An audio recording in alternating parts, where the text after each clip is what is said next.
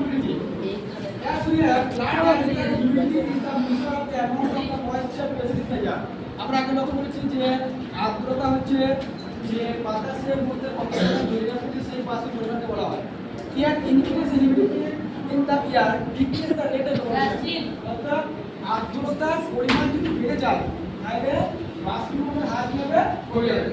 When the humidity is high, the air already has a lot of water vapor. যখন বাতাসের আর্দ্রতার পরে বেশি থাকে তখন কি থাকে না সেখানে অলরেডি বেশি পরিমাণে পানি আছে ভ্যাপারাইজ হয়ে আছে। ঠিক আছে মেঘাচ্ছন্ন কি থাকে তো সেখানে অলরেডি কি থাকে সেখানে অলরেডি মেঘাচ্ছন্ন থাকে। এই মেঘাচ্ছন্ন থাকার জন্য কি হয় প্রচুর পরিমাণে পানি অলরেডি কি থাকে বাষ্পীয় আকারে থাকে।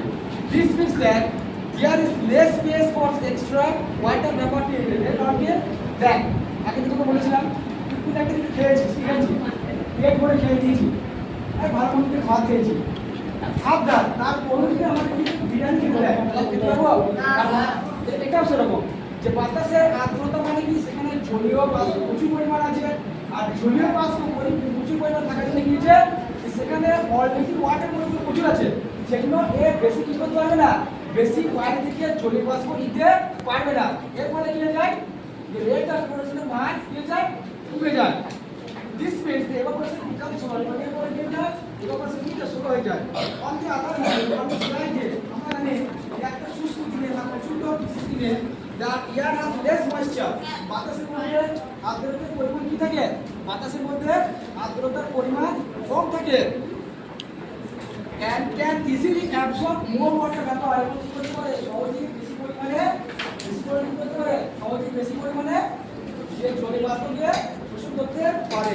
thus evaporation is fast তার মানে কি যায় যে বাষ্পীভবনের হার বেড়ে যায়। বোঝা গেল যে বাতাসের আর্দ্রতার পরিমাণ যদি বেড়ে যায় তাহলে কি হবে evaporation হারের পরিমাণ কম হবে।